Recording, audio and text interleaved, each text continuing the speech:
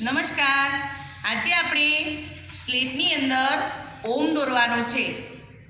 તો ઓમ દોરવા માટે આપણે શું કરીશું? તો પહેલાં આપણે અડધો ગોળાકાર દોરીશું। આ રીતે અડધો ગોળાકાર દોરાઈ જાય પછી આ જે અડધો ગોળાકાર દોર્યો છે ત્યાંથી જ આપણે બીજો અડધો ગોળાકાર દોરીશું।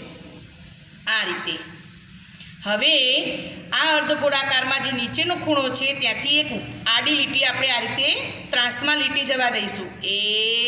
આ રીતે અને વચ્ચેનો જે અર્ધ ગોળાકાર બે દોર્યા છે એમાં જે વચ્ચેનો જે ભાગ છે ત્યાંથી આપણે એક આડી લીટી દોરી અને પછી ઉપરની દિશાથી નીચેની દિશા તરફ અર્ધ ગોળાકાર દોરતા દોરતા આવીશું।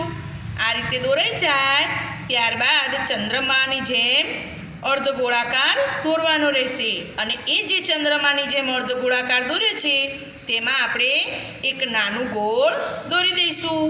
આ રીતે કરવાથી આપણો ઓમ તૈયાર થઈ જશે।